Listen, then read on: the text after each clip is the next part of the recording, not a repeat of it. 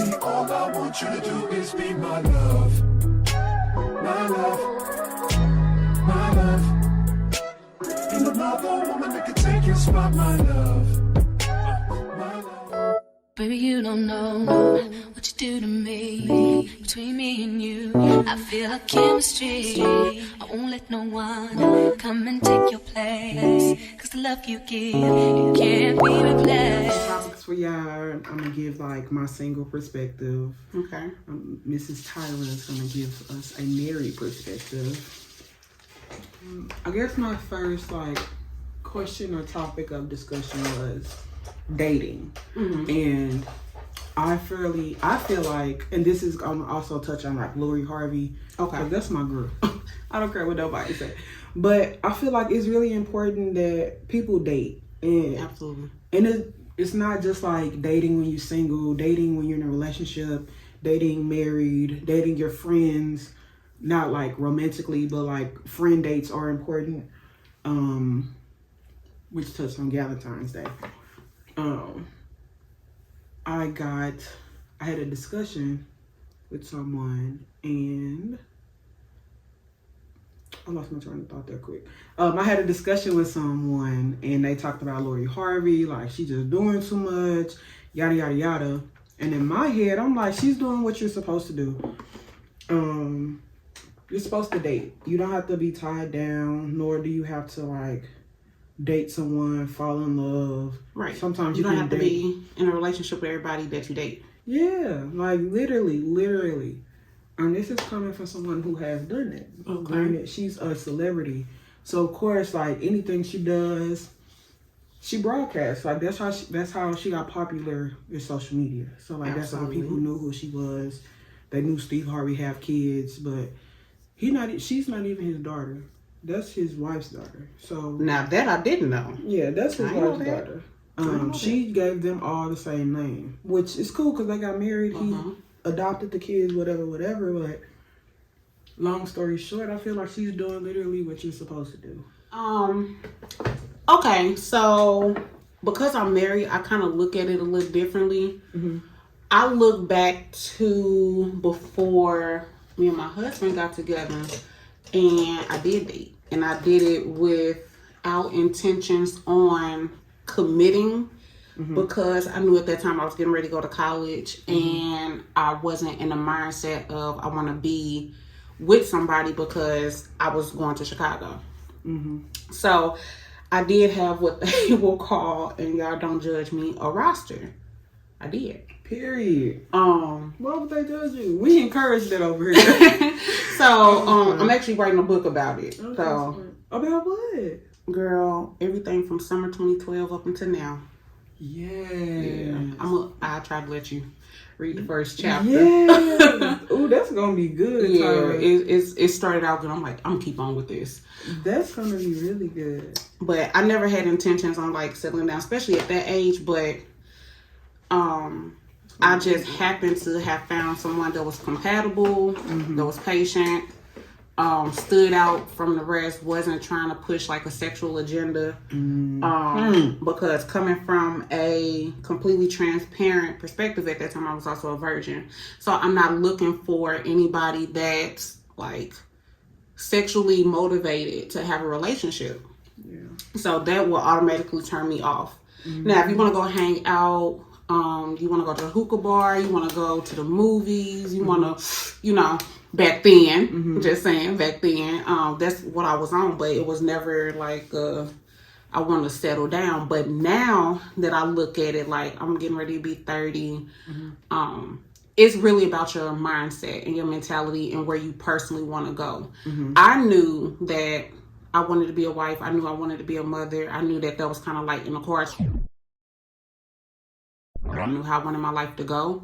And I know the type of person I wanted to do that with. So I knew that there would be sacrifices. I knew that there would be situations where I would have to like make decisions that I didn't necessarily want to make. And I think that's where a lot of people like get that mixed up. Like you can be out here dating and having a great time, If that's your intentions. If your intentions is to one day marry, you kind of have to be like, okay, there is no perfect person out here. Like, that shit don't exist, like, at all. It's non-existent. So once you get to the point and you realize that, and you're like, okay, well, this person has, like, literally 80% of everything I need. Am I willing to put that 20% into, you know, develop the relationship? Because the 80% is probably as high as it's going to go. I ain't going to lie to you. If you meet the perfect one, kudos to you. God has favor over you. Amazing. But you straight got to put that work in. But if your intentions is to date and have fun, and I think a lot of us try to live on a timeline, don't do that. Don't do that. Don't do that. I had to say that to every camera. Yeah. Don't do that. No, for real. No, for real. Because you'll find yourself making irrational decisions you don't need to be making. But I say if you want to date. If you are trying to settle down, date with intention. But if you're trying to have fun, just date. Yeah, like I want to be that girl first before I meet my husband. I don't want to still. Well, we're always learning. We're always growing. But it's certain stuff that I want to achieve before I settle down. And, that makes sense. I want to know myself. Part of that was like learning what love was.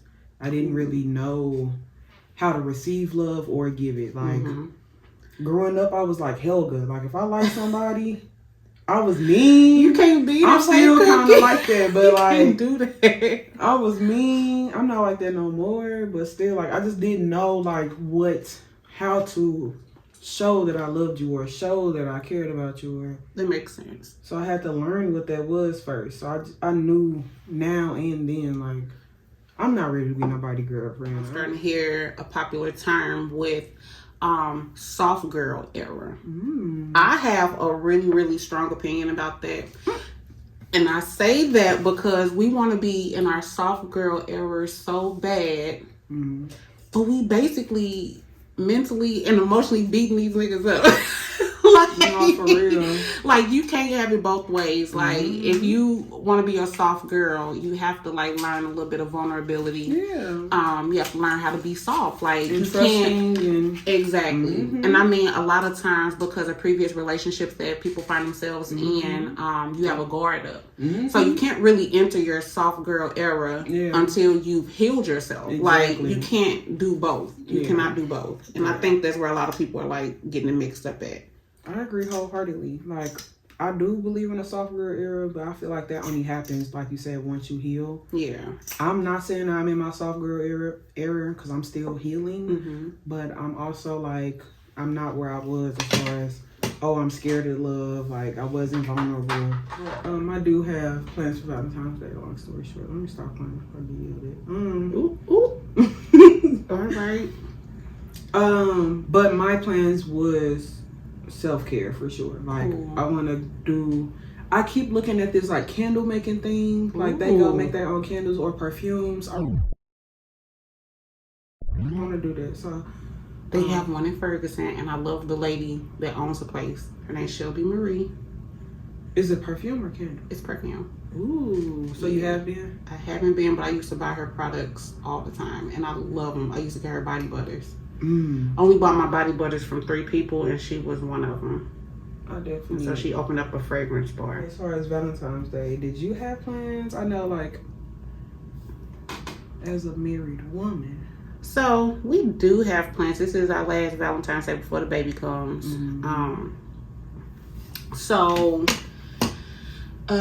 Courtney is off that Sunday and that Monday. So that Sunday we're doing a couple's what's it called? Karaoke night at home. That's cute. So we got a couple of friends coming over, and we're gonna do karaoke, and I'm gonna make tacos and all that good stuff. And then that Sunday after church, Courtney and I are gonna do the index card challenge. Ooh. So he's picking 2 places and I'm picking 2 places, and we're gonna get dressed up and go have some fun. Yeah. So I gotta figure out what 2 places. So he's picking one place to eat for like breakfast and then something of leisure, and then I'm picking for, I think I'm doing breakfast and leisure, and he's doing something for dinner and leisure. So maybe y'all having fun, hopefully. I love that for y'all. And I might take the Monday off too. Just for real. Do it. Shift over to friendships. Because that was one of the topics that we did mention. Galentine's Day, duh. Yeah. Kirsten. So, how do you feel like your friendships are going now that you are at that mark of approaching 30? Do you feel that you are finding it harder to maintain friendships in adulthood versus like when you was in college and stuff? Because coming from a personal perspective, I'm learning that it is also a balancing act for me. So, I'd love to have your opinion on how things are going for you. For me to touch on that, it's hard. It's another relationship. I think that it is. And if I can't be successful, like, let me not scratch that whole statement. I think friendships are something that I kind of struggle with my whole life anyway. Because, well, one, like, I have a built-in best friend. So, like, I'm a twin.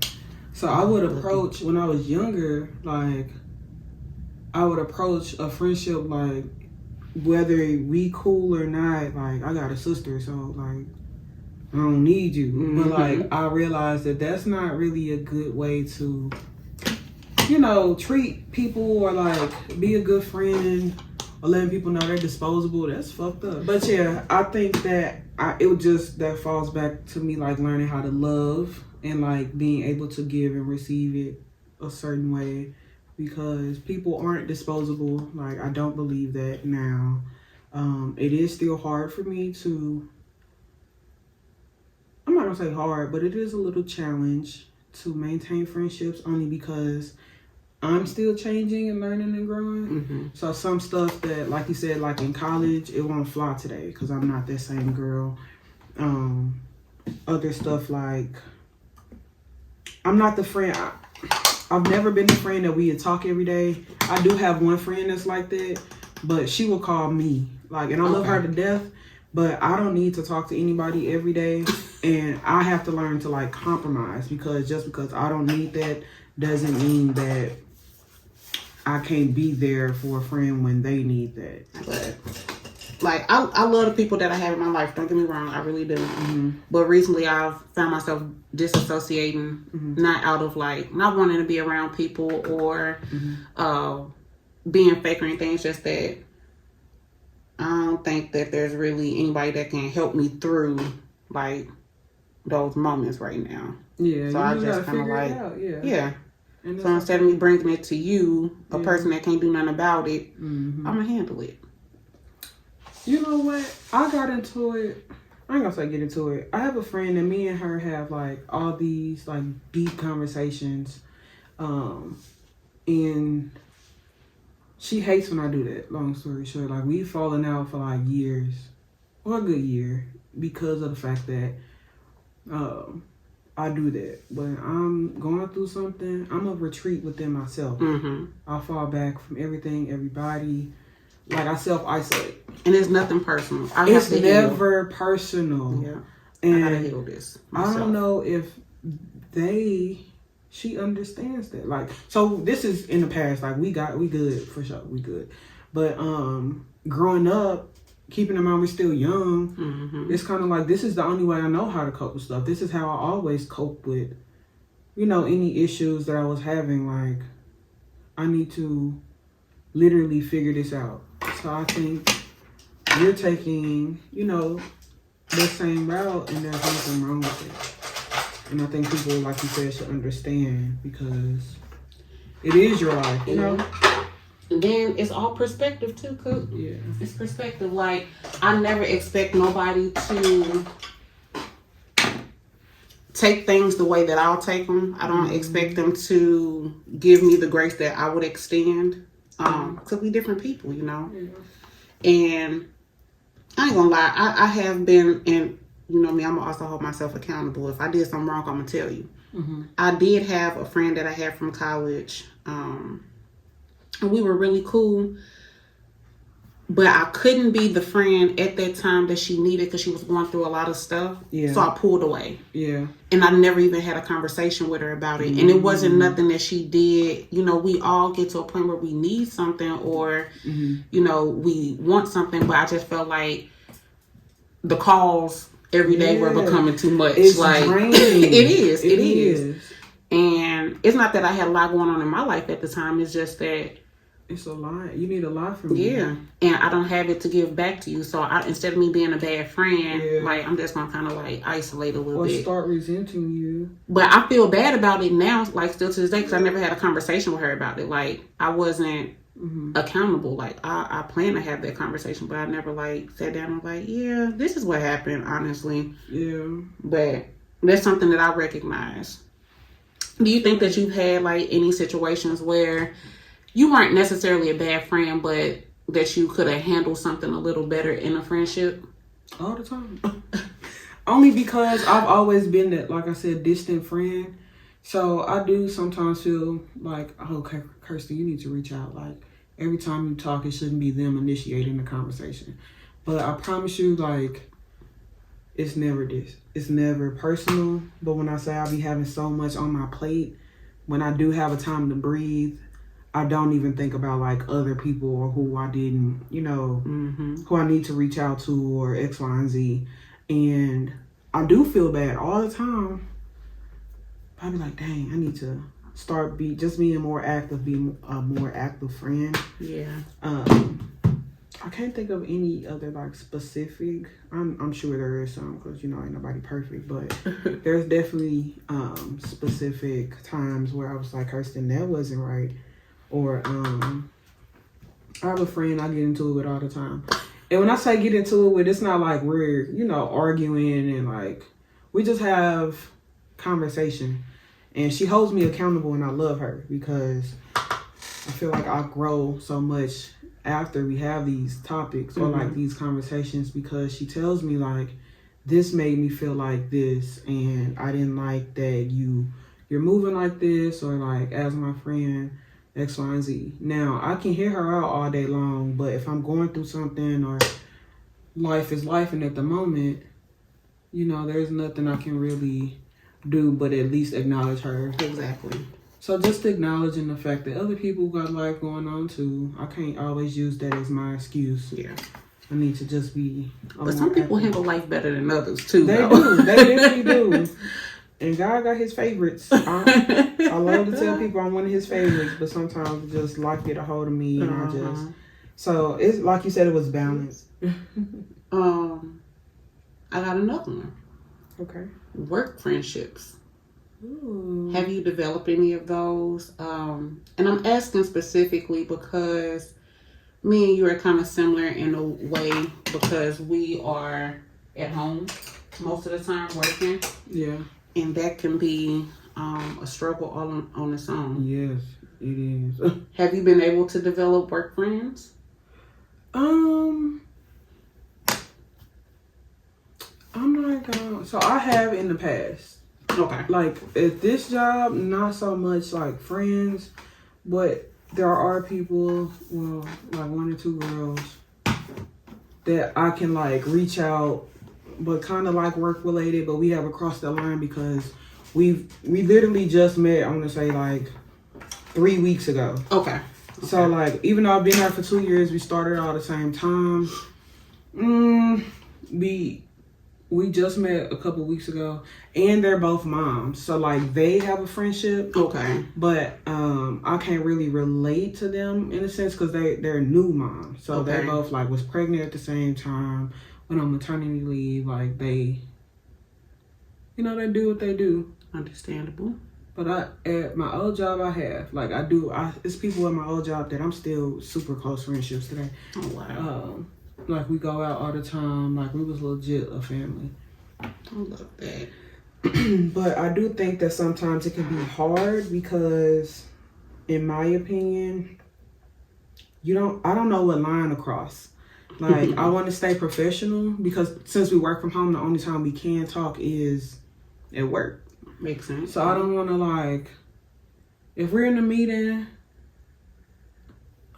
and I don't want to like, we have like candid conversation, but it never goes too deep. Okay. Because we don't know what, it's like, oh, I do want to share this, but I don't really know if that's okay to say. So it's just a little weird. I am like getting out of that slightly, but it's a work in progress. That's a long-winded answer. But yeah, I don't know. I think my issue has been and I hate to say this, I'm literally the only black person on my team. That was another thing too. So a lot of times I feel like the things that I would usually create friendships over, bond with people over, like there's a clear divide. Like I remember one time I had just started at my job and they were trying so hard to make me feel welcome that we had we have what we call power hour. Yeah. So on Thursdays for like 30 minutes we'll all get on Zoom and work our jobs together. Aww. And they decided to play Bone Thugs and Harmony Radio and we was all uncomfortable, even me. And I'm like, y'all trying really hard to make me feel comfortable, but it just made me feel uncomfortable in the process. Yeah, because that's awkward. And I'm just like, I don't like it. I don't like it. But when we all went to New York last October, I did make a lot of bonds with them. I did. That's cool. I love that. And you got to travel For the free. Period. But it was still awkward though. And so what I'm learning is that, and I'm bringing it up because we're on the topic of friendships. I don't really have much of a social life no more. Like, you know, when you go to work and you make work friends and, you know, y'all go out to eat. Or, you know what I'm saying? Like, I don't have that because we literally are all in different parts of the country. Yeah. Like, yeah. So it's kind of like, well, how do you combat this? Yeah. And it's not really much you can do. I mean, we can hang out anytime. I got brushes if you need, like, anyone specific. But yeah, no, I totally understand. On my team, we have like specific regions, I guess we're in. So on any given team, you can have people from Atlanta, California, Portland, Texas, Philly, we got New York, we got people everywhere. So like some of the girls, well, not even girls, some of the people on my team, they're not even in St. Louis. So we met because I went to Portland, or we met because they were here for whatever reason. Like it wasn't I think it's hard to make friends outside of like the work environment because we don't hang out. We don't have that, you know, space. Yeah. To have a safe space to get to know one another. I agree. So it's hard, but at the same time, like I kind of like it this way anyway because at my old job, when you get too close, you kind of know what people are going through, so you are still able to be empathetic. But a lot of times they will harp on that, and that's coming from like a manager perspective because, like, we're friends, but that don't mean you can't come to work on time, you know, or like you can't wear your uniform. Like we wore a uniform at the Boys and Girls Club, so that don't mean you can't, you know, do X, Y, and Z, or you ain't got to do your job. Like so it's just sometimes we blurred the lines too much. Like we didn't really have boundaries. So coming from there, I'm not really too mad at it right now because I think what did it for me, so Courtney and I went to his work Christmas party. Love those. And I was just like, oh, they have so much fun. Like they straight, you know, able to hang out, drink together, and like they built a family. Yeah.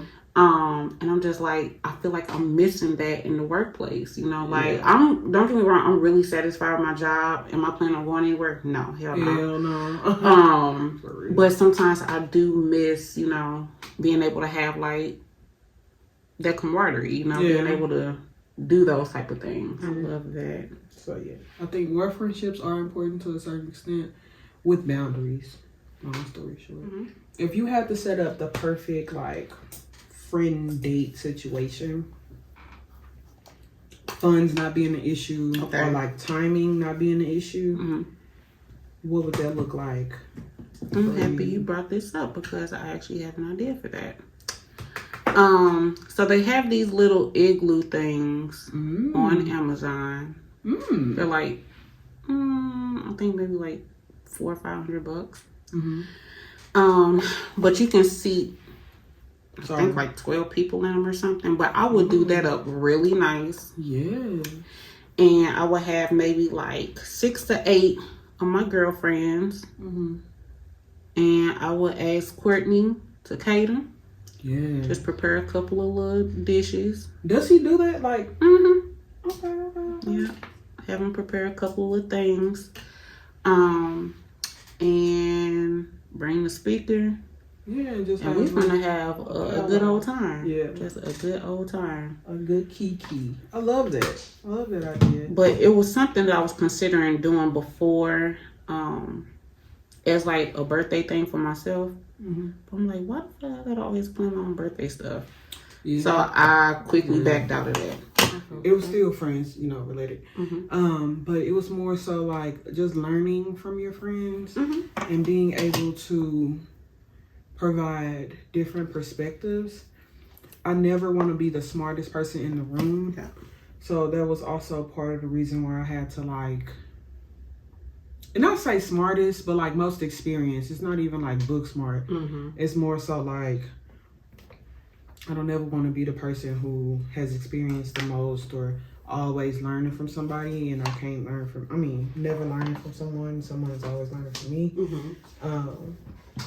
And some people are complacent, and I had to realize that that's not always a bad thing if that's where you are in life. Some people, because you never know like what they had to do to get to that point. So I had to realize that everybody can't come with you on your journey. Yes, ma'am. Yes, ma'am. So I wanted to touch on that and see like your standpoint. First of all, I totally agree. And you also have to get to the point where you realize that some friends just aren't meant for the ride altogether. Mm-hmm. That's not necessarily a bad thing. Yeah.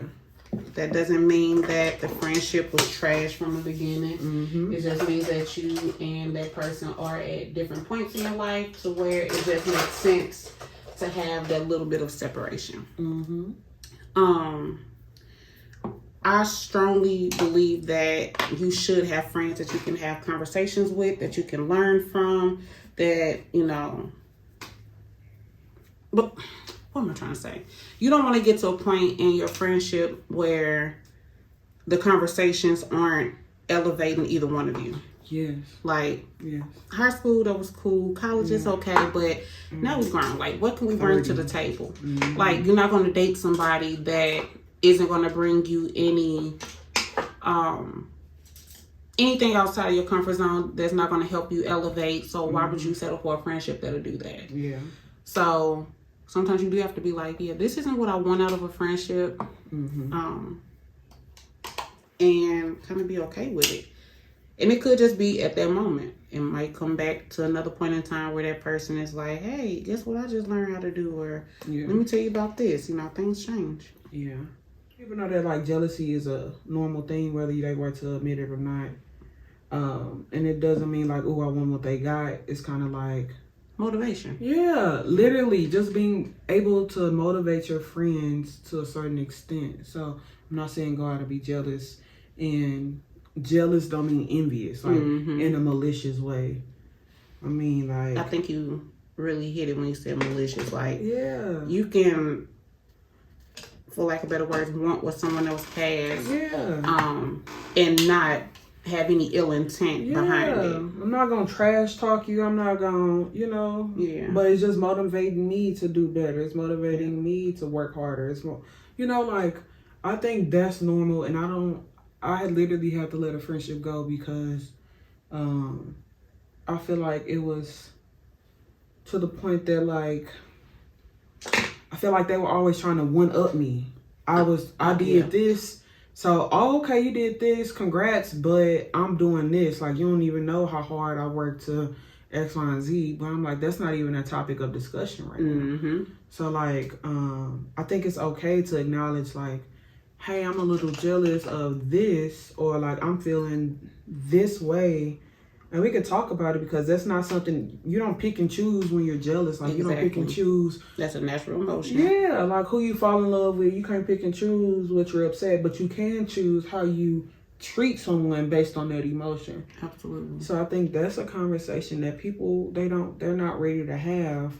And I feel like at our age, I think when we hold ourselves to like this super high standard, and I do blame social media to a certain extent, but at the same time, I think that you have to give yourself some grace and give other people grace, and realize that not everybody is going to be, even some people close to you, they're not going to feel the same way about your accomplishment that you feel. Absolutely. So that was something I really struggled with in friendships, because when you are going through that so often, or you don't want to really believe that, like, this person is my friend, like, they would never, like, feel that type of way, or treat me like this. I'm making excuses for this person, like.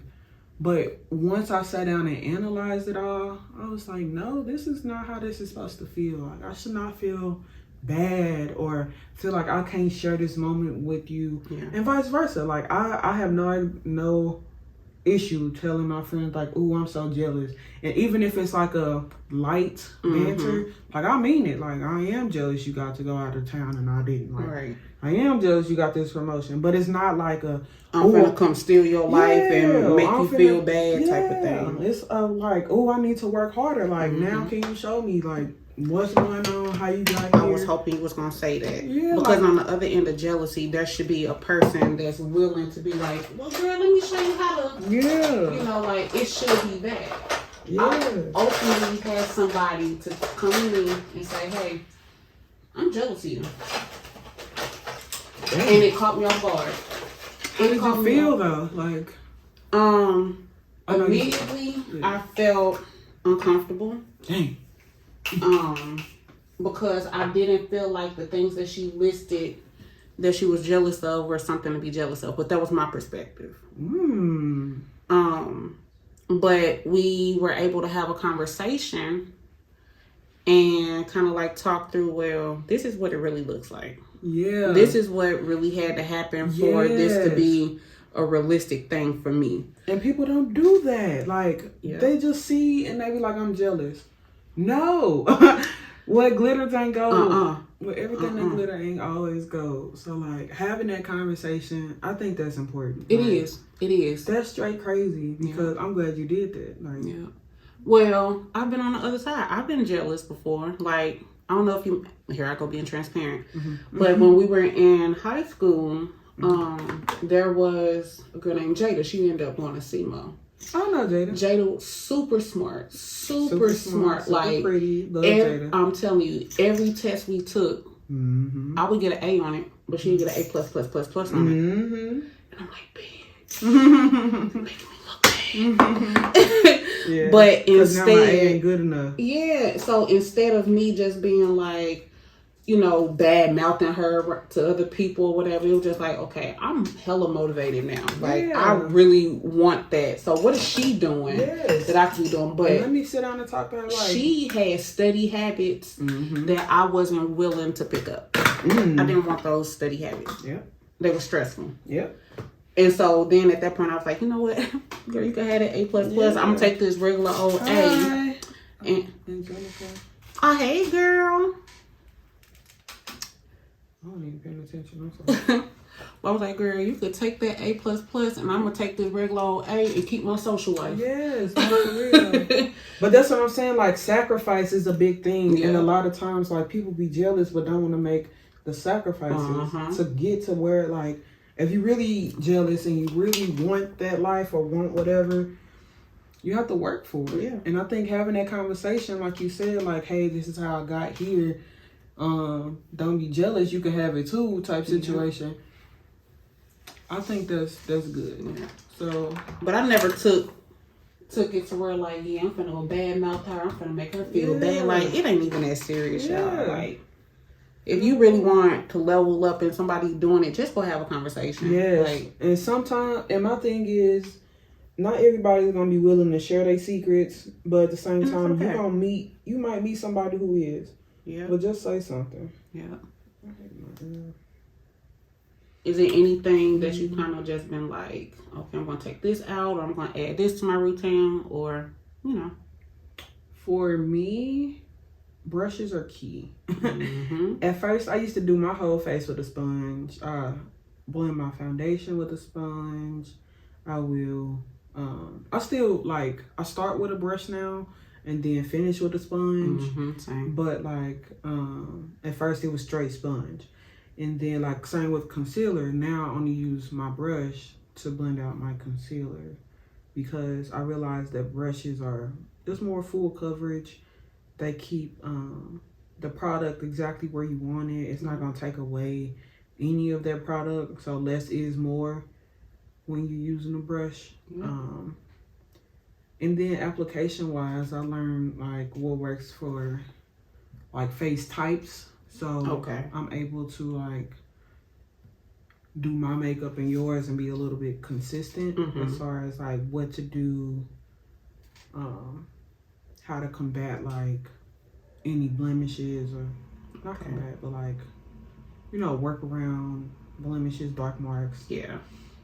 Have you got into color correcting? I used to, but I haven't done that in years, only because I don't have, like, in my opinion, like those dark marks that concealer won't cover. Like my regular concealer won't cover. Okay. Yep, same. So, I think back then color correcting was kind of like a staple. Yeah. And everybody was doing it, but now I don't. Yeah. The need for it is kind of like going with all the different concealer options now. Yeah, just add. I've realized that it's okay to add 1 or 2 concealers, 2 or 3 concealers if you need to. Yeah. Depending on the look that you want to achieve. I think a tip that I've kind of like stuck with is let that concealer sit for a second. Mm-hmm. Let it sit for a second, and don't blend the concealer all over your face. Pat it into where it's supposed to be, so that it's not becoming one mush pad. Yeah. That was something I did struggle with. I did struggle with it, and I'm not afraid to admit it. And one other thing that I just recently learned, like I already knew, but I like the way that the girl kind of like said it. She was like, if it's wet, let it set. Or let it set it. Yeah. Or something like that, whatever she said. But I was just like, oh yeah, yeah, you're right. Yeah, it's like everything wet gets said. Yeah, I agree. I'll be telling people, I like to recommend cream and powder products, only because I think that powders are good, but that can't be the only thing you put on your face, or you will look casket ready. Like, some people are like, I don't like makeup because I'm gonna look like X, Y, and Z. But no, like, if you know your application, if you know what to do, what products to use, and it ain't gotta be all high-end products. It can be drugstore, but if you know what you're doing, you're gonna look fine. I ain't gonna say never, because when I first started off, I was doing too much. But you learn some stuff, and it's all about practice. Everybody don't want to practice now. Yeah. I got into makeup because I was broke in school. Like, I didn't just wake up and was good. I would sit down and practice and record myself doing it. Yeah. I remember I used to ask you, and you gave me a whole step-by-step guide. Like, get this first. You need this color concealer, 2 shades darker for your contour, 2 shades lighter for your highlight. And I'm just like, oh, okay. That, a bunch of YouTube videos, some class subscriptions. And I'm just like, you know, this has been therapy for me. It is. It really I love makeup. I don't do it as much as I used to, and it kind of saddens me. And I'm probably, which is why I'm like, I'm gonna get back into it. Cause you remember back in high school, I used to draw. I love drawing. I don't draw no more. I don't do nothing artsy, nothing crafty. Really? And that's something you were always super. We took art class together. I was so jealous of Tyra and Jasmine. They would sit and like look at something and draw it, and it would look so good. Like, I've always liked art, but that has never been one of my strong suits. Like, girl, I had lost the urge for real. That's crazy. I got so wrapped up into being a business major. Yeah.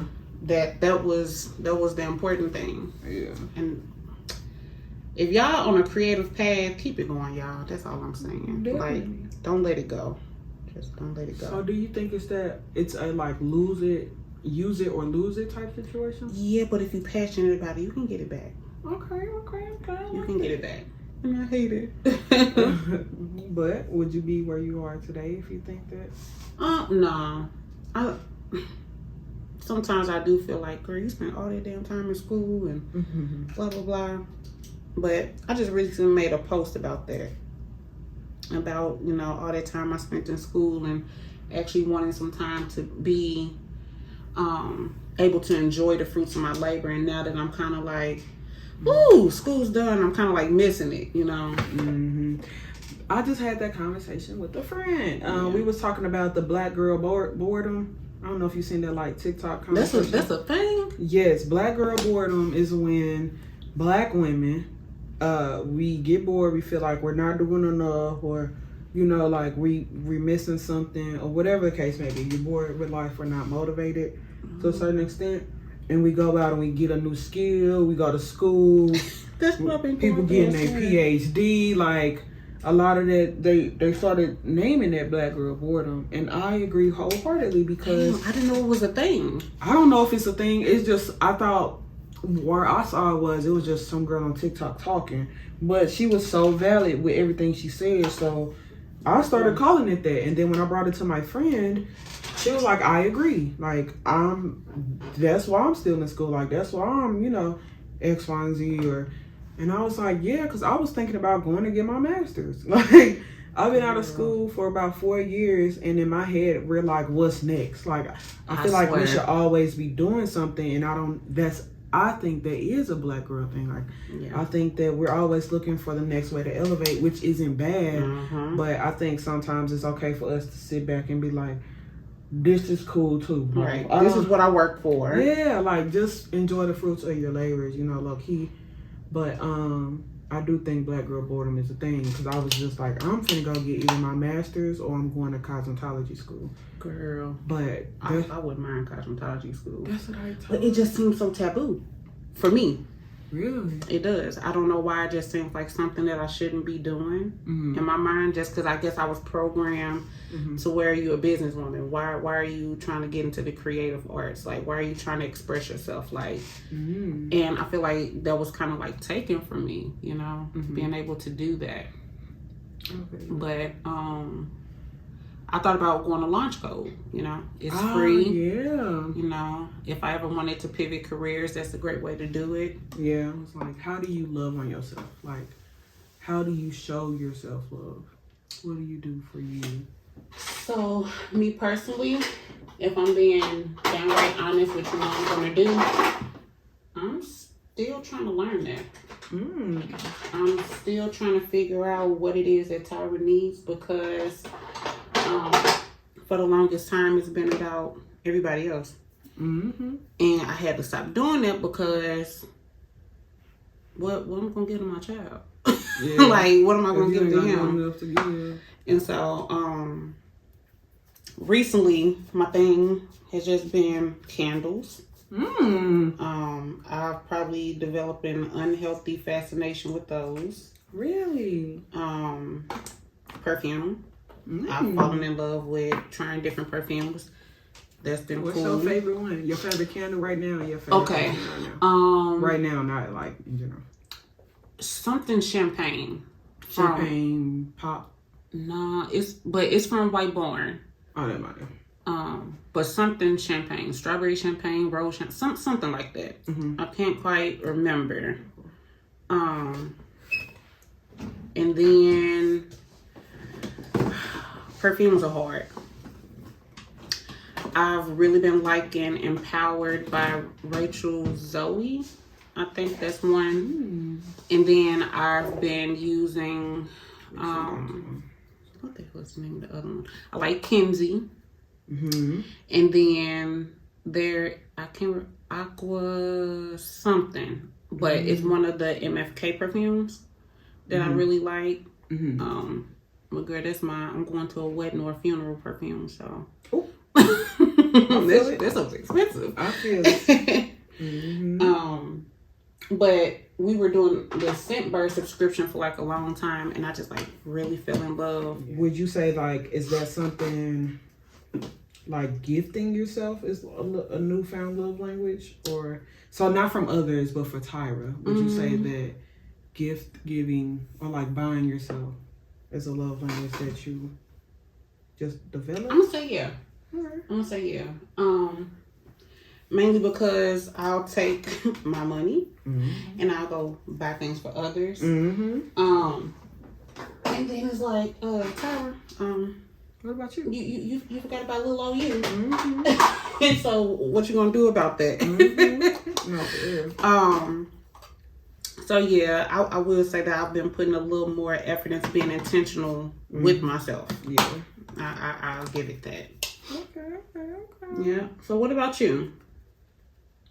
As far as like, Loving on yourself. What are you doing? oh, I love myself. I was just, not just playing, but like, I practice every form of self-care. So I've always like loved on me because I really feel like the way you love on yourself is the way like somebody else should love on you. Mm-hmm. Or if somebody sees you loving on yourself, they should know like, I'm gonna have to Step it up. yeah, do this as well. And that's not like in everything, because I'll be doing too much. I'm not gonna hold you, but I feel like my space, like treating my space a certain way is so important. Like organization, definitely gift giving. I kind of slowed down on that one though, because it was one point I was buying everything. Like, everything that I wanted, I got. Like I had to stop doing that because I really just had this conversation. I'm not used to the word no at this point. Like I got myself that word. Like nobody, I wasn't born spoiled. I am spoiled, but I'm spoiled because Kirsten spoils. Yeah. Like I spoil myself. Like it's not. I'm going to say It's that bad. is one of the ways that I started loving on myself is by saying no. Yeah, creating boundaries. Yeah. But I don't hear no. I don't hear no. Nobody is going because people do tell me no, but I'm gonna figure out how to get it myself. Because if I even ask you and you say no, like that's fine. I'm gonna feel some type of way, but I'm gonna figure out how to get it without. Absolutely. So it don't be like no harsh feelings. But I had this conversation with a friend because he was telling me like you don't. As soon as I say no, you shut down. Yeah, because what are you talking about? Right. What's a no? Yeah, what is a no? My thing has been working on the nursery. Yeah. That's my. Oh, he moving. So that has been my like little. You mentioned me. Ooh. That's cute. So that has been like my thing, but everybody kind of like. Wait to the baby shower. Who said I was having one? Can we start there? Oh, I know that ain't got nothing to do with Galentine's Day, but I did tell my friends like if I did ever get pregnant, I don't know if I would have a baby shower. Everybody looks at me crazy when I say I don't know if that's what I want. Yeah, I Like- don't think there's nothing wrong with that. I don't want the Yeah. baby shower. I know I don't want one. Like I don't even want to go through that. And so my reason being, one, after my wedding, my eyes were open to like a lot of people aren't celebrating you the way you think they are. Yep. You know, they come in the eyeball, come to speculate, come to see how much money you spent. How you pulled it together. Yeah, and I don't want to be on display like a damn zoo animal. I just don't. That's not something that I necessarily want. Zoo animal, damn. I'm for real because people coming in to eat your meatballs, eat your rotel and your chips, drop off a $6 gift, rub your belly, play these stupid ass games, and go home. Damn. I mean, let's be for real. In a nutshell. Let's be for real. Tell me how you really feel. And so when I've been explaining that to people, it's just been like, but it's, it's your first child. And I'm like, I get that. Yeah, and for that reason, I sorry. do feel kind of like, okay, maybe I should. But then I'm going back on my word of doing things for other people as opposed to for myself. But you know what? That's not to say that there isn't alternatives. Because I agree wholeheartedly. Yeah. All of that plus I don't You have the nesting party? yeah, I'll do that. that's what I was gonna say. I'll do There's that. an alternative. A nesting party, I feel like it's a great thing to have for sure. Yeah. But it's an intimate thing. It's not inviting just any and everybody. Yeah. It's your close knit people who you actually talk to. What's that? Girl, I'm finna try to. I told you I'm trying to use different stuff. I'm finna book Tyra to do my makeup. Cause what's that? What the hell? I was planning on doing some stuff for Halloween one year. Is that gold? What is this? Girl, I don't know. Something I found on Instagram. I was shopping one day and I was just like, I'm gonna try some. We touched on a few things. Miss Laurie Harvey. Yes, ma'am. We touched on friendships. As needed. Galentine's Day. Per usual. Valentine's Day. Just everything in between. Period. In case y'all was wondering. What angle is Not giving. Where is it not? I just need to know. I just need to know real quick. Like, which one? Ate the honeys up. Y'all not V-Day looks like. Girl. Because who wasn't ready? They not. They not.